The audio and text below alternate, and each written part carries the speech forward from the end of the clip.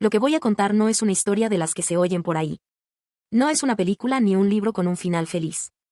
Es una mierda.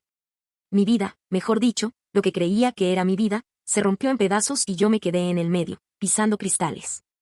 Me llamo John, y esta es la historia de cómo perdí todo lo que tenía, y cómo esa pérdida me obligó a buscar quién era yo sin nada de eso. Sin mi familia, sin mi casa, sin mi vida. La primera parte de esta pesadilla empezó con una mentira que me destrozó, pero que en el momento se sintió como una simple molestia.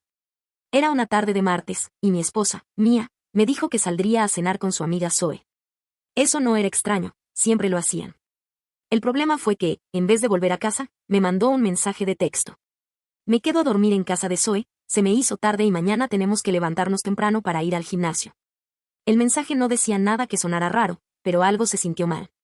Una punzada en el estómago. Me quedé despierto hasta tarde, dando vueltas en la cama, con el teléfono en la mano, esperando a que contestara mis mensajes. No lo hizo.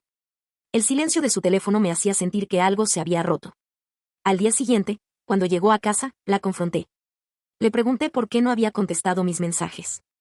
Me dijo que había dejado el teléfono en modo silencio y que se había dormido. Su explicación era simple, demasiado simple. No hubo enojo en su voz, ni un solo signo de remordimiento. Solo una frialdad que me hizo sentir que me estaba mintiendo. Me disculpé, la abracé y le dije que la amaba. Ella me devolvió el abrazo, pero no me dijo nada. El silencio de su respuesta fue como un puñal en mi pecho. Esa noche no pude dormir, no paraba de pensar en que había hecho mal. Por la mañana, cuando se fue a trabajar, me metí en su coche, buscando mi cargador de teléfono que había olvidado en el asiento trasero. Lo encontré debajo del asiento del conductor. Lo que encontré fue una cajetilla de cigarrillos a medio vaciar. No era algo raro, ella fumaba. Pero no era la marca que yo sabía que fumaba, era otra, una marca que le gustaba a su amiga Zoe. Y, además, los cigarrillos olían a perfume. Su perfume. Y ahí, en ese momento, supe que me había mentido. Sentí que se me helaba la sangre, que el aire se me salía de los pulmones. No podía respirar. El día se me hizo largo, muy largo. Fui a trabajar, pero no podía concentrarme. No podía pensar en nada que no fuera lo que había encontrado en el coche. Las mentiras, las mentiras, las mentiras. No podía dejar de pensar en todas las veces que me había mentido. Y entonces, de repente, una imagen apareció en mi mente, Zoe y Mia, sus brazos alrededor de la cintura de la otra, sus bocas juntas. La imagen no era real, pero se sintió real. Y ahí, en ese momento, supe que no había sido un simple flirteo. Había sido algo más. Llegué a casa, y la encontré sentada en el sofá, con su teléfono en la mano.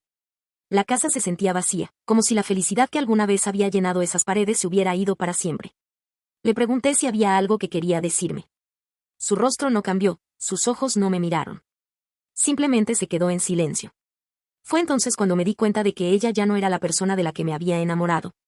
Era un extraño. Una persona que había compartido mi cama, mi casa, mis hijos, pero que no era mi mía. Al día siguiente, a primera hora de la mañana, cogí mi teléfono y llamé a una abogada, Tara. Le conté mi historia, todas las mentiras, todas las sospechas. Le dije que quería divorciarme. Ella me escuchó con paciencia, sin juzgarme, sin decir nada. Me dijo que necesitaba pruebas, que si quería ganar la custodia de mis hijos, tendría que demostrar la infidelidad. Le dije que no me importaba, que solo quería salir de esa casa, de esa mentira, lo antes posible. Ese día me quedé a trabajar hasta tarde, no quería volver a casa. Cuando llegué, la casa estaba a oscuras. Las luces estaban apagadas, y la televisión no estaba encendida. Subí las escaleras, y encontré a Mia en nuestra cama, con la ropa puesta, dormida. Su teléfono estaba en la mesita de noche. Lo cogí sin dudarlo. Sentí una culpa tremenda, pero la necesidad de saber la verdad era más grande que mi culpa. Abrí el teléfono, y lo que vi, me destrozó por completo. Mensajes de texto, fotos, videos. Mia y Zoe. En la cama de Zoe. En el coche de Zoe. En la casa de Zoe. Y en todas partes, siempre, siempre, siempre, el mismo mensaje, te amo. Mi corazón se rompió en 1000 pedazos. Me quedé parado en la puerta, con el teléfono en la mano, y las lágrimas rodaron por mis mejillas. No pude parar de llorar. Sentí que me estaba ahogando. La desperté, con el teléfono en la mano. Le mostré las fotos, los videos. Ella me miró con una frialdad que me heló el alma. No hubo arrepentimiento, no hubo dolor. Solo un vacío. Me dijo que no se arrepentía de nada, que no me amaba, que nunca me había amado. Y entonces, me dijo la peor mentira de todas, que me había engañado con Zoe, pero que me seguía amando. Su voz era tan plana, tan vacía. No podía creer que alguien pudiera mentir así, sin parpadear. Le dije que me diera el divorcio. Me dijo que no me lo daría. Que me quería y que no me dejaría ir. Le dije que no le creía. Me dijo que la amaba y que no me dejaría ir. No le creí. Le dije que no me creía. Al día siguiente, después de una noche entera sin dormir, me levanté y fui a la oficina de Tara. Le conté todo. Le dije que había encontrado pruebas de la infidelidad de Mia. Ella me miró con una cara de preocupación. Me dijo que teníamos que hacer una prueba de ADN a mi hija, ella. Le pregunté por qué. Me dijo que, si había sido capaz de mentirme sobre la infidelidad, podría haber mentido sobre la paternidad de ella. Me quedé en silencio, con el corazón en un puño. No podía creer lo que estaba escuchando. Mi hija. La hija que había cargado en mis brazos, a la que había cambiado los pañales, a la que había enseñado a caminar. No podía ser. Salí de la oficina de Tara, con la cabeza llena de pensamientos, de dudas. Fui a la casa de mis padres. Les conté todo. Les conté sobre la infidelidad de Mia, sobre la prueba de ADN. Mi madre, una mujer fuerte, se sentó a mi lado, me tomó la mano. Me dijo que me apoyaría, que me ayudaría a superar esto. Mi padre, un hombre de pocas palabras, me dio un abrazo. Me dijo que no estaba solo. Me quedé en su casa esa noche, y dormí como un bebé. Al día siguiente, me levanté y fui a la casa de Mia. Tenía que verla, tenía que hablar con ella. Tenía que decirle que necesitaba la verdad, que necesitaba saber si ella era mi hija o no. Llegué a la casa, y la encontré en el garaje, empacando unas maletas. Le pregunté qué hacía. Me dijo que se iba. Le pregunté a dónde. Me dijo que no era asunto mío. Le dije que era mi casa, y que mis hijos vivían ahí. Ella se puso furiosa. Me dijo que no era mi casa, que era de ella. Y entonces, me soltó la bomba, ella no es tu hija. Nunca lo ha sido. Es de un hombre que conocí en un viaje de trabajo hace años. El mundo se detuvo. Mi corazón se detuvo. Mis pulmones se detuvieron. Todo se detuvo. Me quedé de pie en el garaje, sin poder moverme. Me sentía vacío. No puedo describir lo que sentí en ese momento. Era una mezcla de dolor, de ira, de desesperación. No podía creer que una persona pudiera ser tan cruel. Y entonces, me di cuenta de que no la conocía. La mujer con la que había compartido mi vida por años, no era la persona que yo creía. Era un extraño. Un extraño que me había mentido durante años. Y esa mentira había destruido mi vida. La confrontación en el garaje se sintió como una eternidad. Ella gritaba, yo no podía hablar. Se subió al coche, arrancó y se fue. La vi alejarse, y sentí que mi vida se iba con ella. Subí a la casa, y me encontré solo, en un silencio ensordecedor. Las fotos de la familia, las fotos de mis hijos, de mi esposa, todo me parecía una mentira. Esa noche, me fui a la casa de mis padres. No podía quedarme en esa casa. No podía estar solo. No podía dejar de pensar en lo que había pasado. Al día siguiente, me desperté con una llamada de Tara. Me dijo que teníamos que hacer la prueba de ADN. Le dije que ya no era necesario, que Mia me había dicho la verdad. Me dijo que no importaba, que necesitábamos la prueba para el juicio. Me dijo que no confiaba en Mia. Tenía razón. Fuimos al laboratorio a hacernos la prueba. Yo me senté en la silla, con el corazón latiendo a 1000 por hora. La enfermera me tomó una muestra de saliva. Y entonces, la miré. Mi hija, mi pequeña ella, sentada en la silla de al lado, con sus ojos azules, sus rizos dorados. No podía creer que no fuera mía. No podía creer que hubiera vivido una mentira por tanto tiempo. Un par de días después, la abogada me llamó. Los resultados ya estaban. No los quería escuchar, pero tenía que hacerlo. Me dijo que no había coincidencia. Que ella no era mi hija. En ese momento, sentí que me derrumbaba por completo. Mi hija no era mi hija. La mujer a la que amaba me había mentido durante años. La casa en la que vivía ya no era mi casa. Mi vida entera, se había ido por el desagüe. Al día siguiente, me fui a la oficina de Tara, mi abogada. Ella me dio una carpeta con los resultados de la prueba de ADN. Me los dio sin decir una palabra. Me senté en su oficina, mirando el documento, sin poder creer que eso era todo lo que quedaba de mi vida. Me sentí vacío. Me sentí como si me hubieran arrancado una parte de mí, y me hubieran dejado con un vacío. Me sentí como si me hubiera quedado sin identidad. La abogada me dijo que el divorcio sería un proceso largo, que Mía intentaría quedarse con todo, y que yo tenía que estar preparado. Le dije que no me importaba. Que solo quería que todo terminara. Y entonces, ella me miró con una mirada de compasión. Me dijo que sabía que era difícil, que no estaba solo, y que ella me ayudaría a superar esto. Pero yo no le creía. Nadie podía ayudarme. Nadie podía entender lo que sentía. Nadie podía entender el dolor de perder a la hija que amabas, la mujer que amabas, y la vida que amabas, todo en un solo instante. Salí de la oficina del abogado y me fui a mi casa. La casa se sentía vacía, sin vida. Las paredes que antes me abrazaban, ahora me asfixiaban. Sentí que no podía respirar. Me senté en el sofá y me quedé ahí, sin poder moverme. Horas, quizás días, pasaron. No lo sé. No comí, no bebí, no dormí. Solo me quedé ahí, con mis pensamientos, con mi dolor, con mi rabia. La siguiente semana fue un habler. No recuerdo nada. Solo recuerdo el silencio. El silencio de la casa, el silencio de mi teléfono, el silencio de mi alma. No hablé con nadie. No vi a nadie. Me quedé solo en mi casa, en mi prisión. Mi mente no paraba de pensar en lo que había pasado. En todas las mentiras, en todas las traiciones. En la vida que yo creía que era real, pero que no lo era. Cuando los niños volvieron de la escuela, sentí que mi alma regresaba a mi cuerpo. Los abracé, los besé, y les dije que los amaba. Mis hijos, mi hijo Logan y mi hija ella. Mis dos amores. Y ahí, en ese momento, me di cuenta de que ellos eran mi única razón para vivir. Ellos eran mi única razón para luchar. Mi hijo, Logan, se veía tan contento de verme. Pero ella, mi pequeña ella, me miraba con una mirada de preocupación. No me preguntó nada, solo se acercó a mí y me abrazó. Y yo la abracé con todas mis fuerzas, como si no quisiera dejarla ir. Porque no quería. No quería dejarla ir. Esa noche, después de que los niños se durmieron, me senté en la cama de mi hijo. Lo miré dormir, y me di cuenta de que no había ninguna duda. Mi hijo era mi hijo. Y me sentí aliviado. Y al mismo tiempo, me sentí destrozado. Porque mi hijo era mi hijo, y mi hija no lo era. Y el dolor de esa verdad me aplastó. Me quedé en mi cama, en el mismo lugar que mi esposa y yo compartíamos. La cama se sentía fría, vacía. No podía dormir. No podía dejar de pensar en lo que había pasado. En todas las mentiras. En todas las traiciones. En la vida que yo creía que era real, pero que no lo era. Al día siguiente, me levanté y fui a la oficina de mi abogada. Le dije que quería la custodia de mis hijos.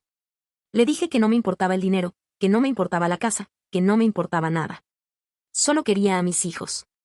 Ella me miró con una mirada de admiración. Me dijo que me apoyaría, que me ayudaría a luchar por ellos. Pero yo no quería pelear. Quería que todo terminara. Quería que mi vida volviera a la normalidad. Pero sabía que eso era imposible. Lo que había pasado, había roto mi vida. Y lo que venía, me iba a romper aún más. No sabía cómo iba a superar esto. No sabía cómo iba a sobrevivir. Pero sabía que tenía que hacerlo. Por mis hijos. Por mi hijo Logan, y por mi hija ella. La que no era mi hija. Pero la que amaba como si lo fuera. Y la que iba a luchar por tener a mi lado. La vida, o lo que quedaba de ella, se puso en pausa. El divorcio, la prueba de paternidad, la infidelidad. Todo eso se mezclaba en mi cabeza y se convertía en un zumbido constante, un ruido que no me dejaba pensar. Y en medio de ese ruido, solo había una cosa que me daba paz, mis hijos. Ellos se convirtieron en mi refugio, en la única razón para levantarme de la cama por las mañanas. Pero el tiempo que pasaba con ellos era limitado. Mía y yo teníamos una custodia compartida temporal, lo que significaba que los veía solo unos días a la semana. Y cuando se iban, la casa se quedaba en silencio, un silencio que me recordaba la vida que había perdido. El dolor de esa pérdida me carcomía por dentro. A veces, me quedaba en el sofá, con la televisión encendida, pero sin ver nada. Solo el ruido de la televisión me hacía sentir menos solo. Un día, mi abogada, Tara, me llamó. Me dijo que necesitaba que fuera a su oficina. Me dijo que Mía había hecho algo, pero que no me lo podía decir por teléfono. La preocupación en su voz me heló la sangre. Fui a su oficina, con el corazón en la garganta. Tara me esperaba con una cara de preocupación que no me gustó nada. Me dijo que Mía había hecho algo que pondría en riesgo la custodia de mis hijos. Le pregunté qué había hecho. Me dijo que había conducido ebria, con los niños en el coche. Me quedé sin aliento. Mi corazón se detuvo. Mi mente se nubló. No podía creerlo. No podía creer que Mía fuera tan irresponsable, tan egoísta, tan cruel. Le pregunté si los niños estaban bien. Me dijo que sí, que por suerte no había pasado nada. Pero que la policía la había parado y le había hecho una prueba de alcoholemia, y que los resultados habían dado positivo. Me dijo que por eso la policía la había multado y que la habían detenido por unas horas. Le pregunté si los niños estaban con ella ahora. Me dijo que no, que estaban en la casa de sus padres. En ese momento, sentí una furia que no había sentido antes. Una ira que me hizo temblar. No podía creer que Mía hubiera hecho algo así. Conducir ebria con mis hijos en el coche. Me levanté de la silla, y le dije a Tara que me diera la dirección de la casa de los padres de Mía. Le dije que iría a buscarlos, que no podía dejarlos con ella. Ella me miró con una mirada de preocupación, y me dijo que no hiciera nada de lo que me pudiera arrepentir. Pero ya era demasiado tarde. El miedo por mis hijos, la rabia por lo que había hecho Mía, me cegaron. Llegué a la casa de los padres de Mía, y toqué la puerta. Mi suegro me abrió la puerta, con una cara de preocupación. Le pregunté dónde estaban mis hijos. Me dijo que estaban durmiendo. Le dije que me los llevaría. Me dijo que no podía, que Mía no me había dado permiso. Le dije que no me importaba. Le dije que había conducido ebria con mis hijos en el coche. Su cara se puso pálida. No dijo nada. Simplemente se hizo a un lado, y me dejó entrar. Fui a la habitación de los niños, y los vi dormir. Mi hijo Logan, con su cara de ángel. Y mi hija, ella, con sus rizos dorados. Los abracé, los besé, y les susurré que todo estaría bien. Los desperté, les dije que nos íbamos a casa. No preguntaron nada. Solo se levantaron, se vistieron, y me siguieron. Salí de la casa de mis suegros, con mis hijos de la mano. No miré atrás. Esa noche, cuando los acosté, me quedé sentado en la cama de mi hijo, mirándolo dormir. Y me di cuenta de que la vida que había perdido, no había sido una vida feliz. Había sido una mentira. Había sido una ilusión. Y la vida que me esperaba, una vida sin Mía, sin la casa, sin la familia, era una vida que yo podía construir. Una vida real. Una vida con mis hijos. Y ese pensamiento me dio una paz que no había sentido en mucho tiempo. Al día siguiente, me levanté temprano, y fui a la oficina de Tara. Le conté todo lo que había pasado. Le dije que había ido a la casa de mis suegros, que había cogido a mis hijos, y que no los dejaría ir. Ella me miró con una sonrisa. Me dijo que había hecho lo correcto. Me dijo que la irresponsabilidad de Mía me daría la custodia de los niños. Y me dijo que el divorcio sería más fácil de lo que pensaba. Y ese día, por primera vez en mucho tiempo, sentí que la vida me estaba dando una segunda oportunidad. Sentí que no estaba solo. Sentí que había alguien que me apoyaba. Y esa persona, era yo. Las semanas siguientes fueron una montaña rusa de emociones. Un día me sentía aliviado, al otro me sentía destrozado. Un día me sentía con ganas de pelear, al otro me sentía sin fuerzas para levantarme de la cama. Pero siempre, siempre, mis hijos estaban ahí. Sus risas, sus abrazos, sus besos. Ellos me daban la fuerza que necesitaba para seguir adelante. Un día, mi abogada me llamó. Me dijo que había llegado la fecha para la primera audiencia. Fui a la corte, con el corazón latiendo a 1000 por hora.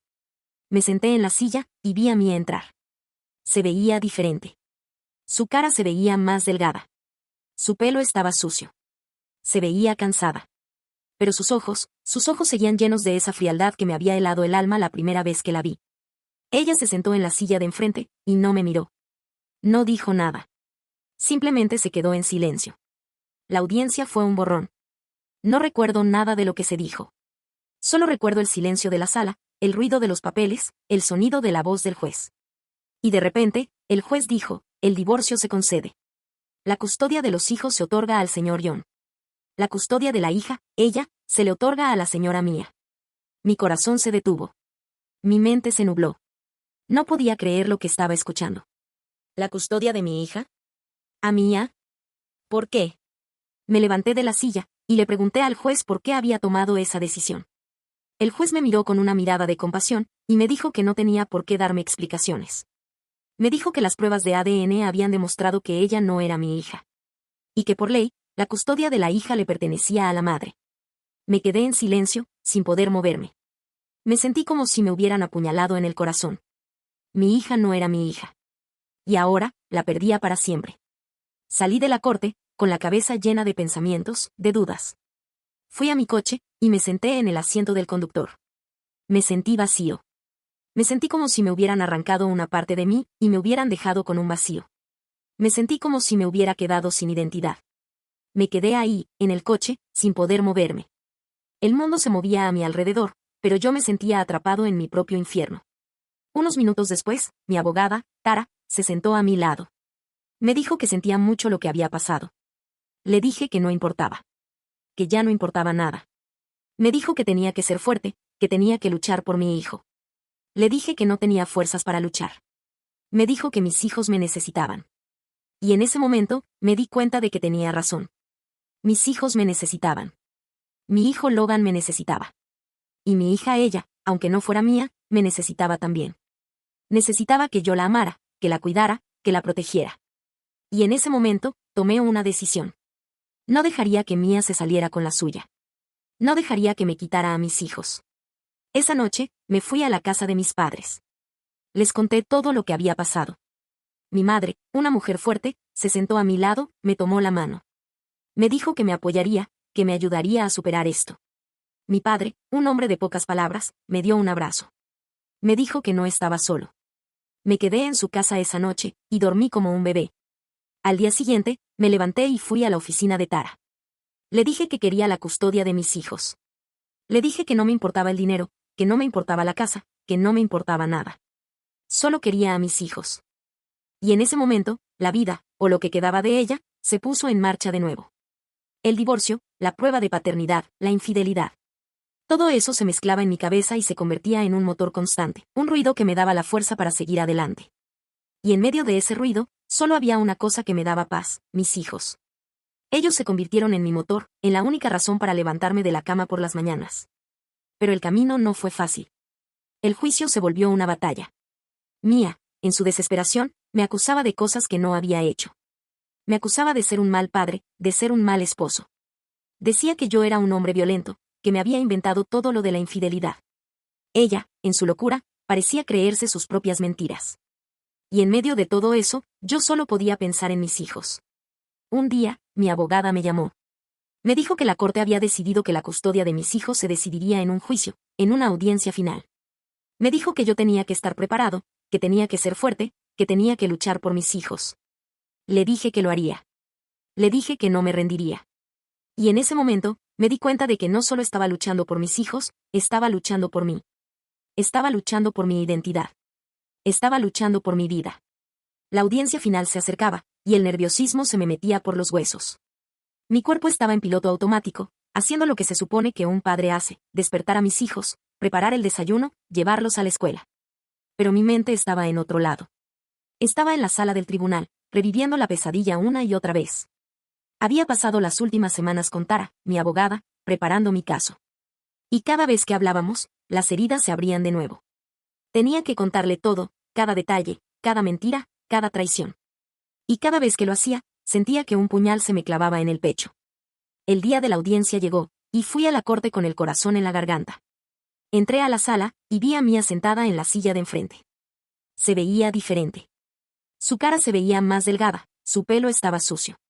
Se veía cansada. Pero sus ojos seguían llenos de esa frialdad que me había helado el alma la primera vez que la vi. Se sentó en la silla de enfrente, y no me miró. No dijo nada. Simplemente se quedó en silencio. El juicio fue un borrón. No recuerdo nada de lo que se dijo. Solo recuerdo el silencio de la sala, el ruido de los papeles, el sonido de la voz del juez. Y de repente, el juez dijo, el divorcio se concede. La custodia de los hijos se otorga al señor John. La custodia de la hija, ella, se le otorga a la señora Mía. Mi corazón se detuvo. Mi mente se nubló. No podía creer lo que estaba escuchando. ¿La custodia de mi hija? ¿A Mía? ¿Por qué? Me levanté de la silla, y le pregunté al juez por qué había tomado esa decisión. El juez me miró con una mirada de compasión, y me dijo que no tenía por qué darme explicaciones. Me dijo que las pruebas de ADN habían demostrado que ella no era mi hija. Y que por ley, la custodia de la hija le pertenecía a la madre. Me quedé en silencio, sin poder moverme. Me sentí como si me hubieran apuñalado en el corazón. Mi hija no era mi hija. Y ahora, la perdía para siempre. Salí de la corte, con la cabeza llena de pensamientos, de dudas. Fui a mi coche, y me senté en el asiento del conductor.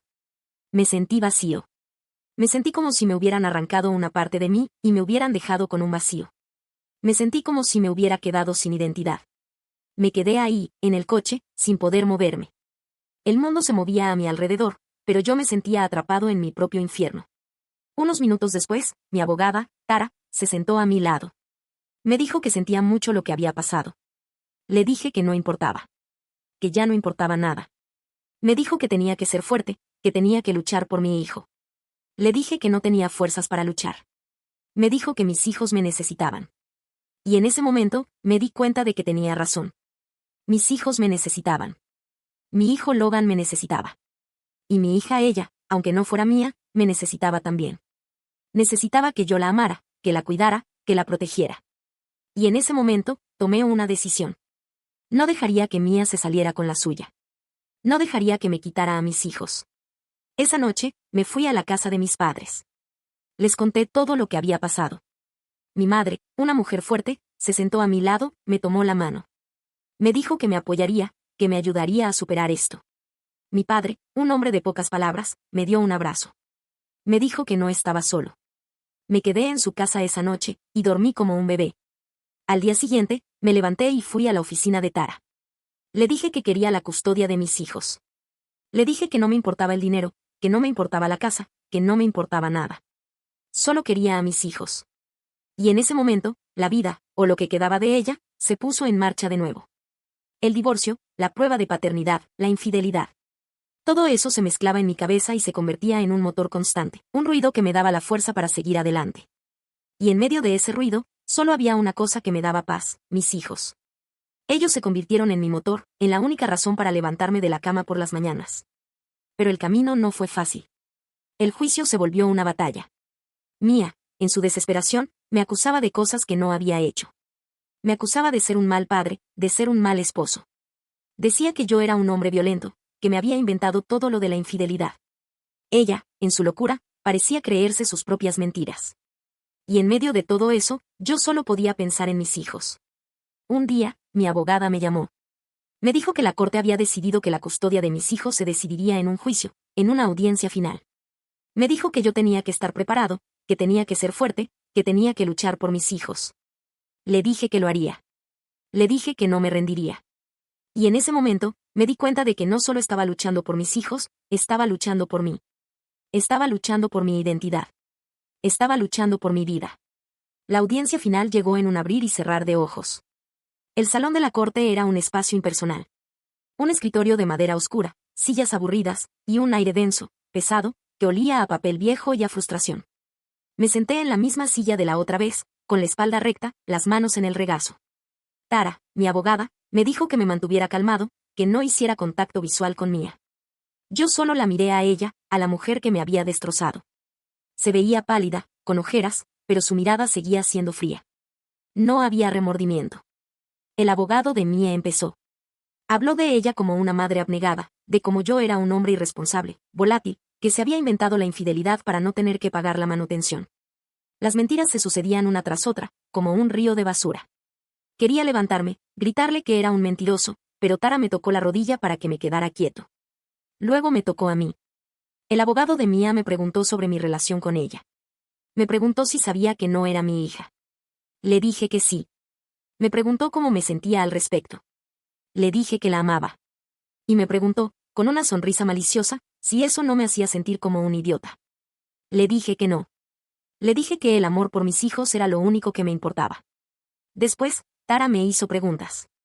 Me preguntó sobre el accidente, sobre la prueba de ADN, sobre la llamada que me había hecho Mía. Le conté todo. El miedo que sentí, el dolor, la traición. Le conté sobre la noche que me quedé en la casa de mis padres, sobre la primera noche que pasé solo en mi casa, la que ya no sentía como mía. Le conté todo con la voz quebrada. Y en ese momento, me di cuenta de que no estaba mintiendo. No había ninguna mentira en mis palabras. Y eso me dio la fuerza para seguir adelante. El juez, un hombre mayor con una cara de cansancio, me miró con atención. Le dije que no quería la custodia de ella. Le dije que, aunque la amaba con todo mi corazón, no quería tener que pelear por ella.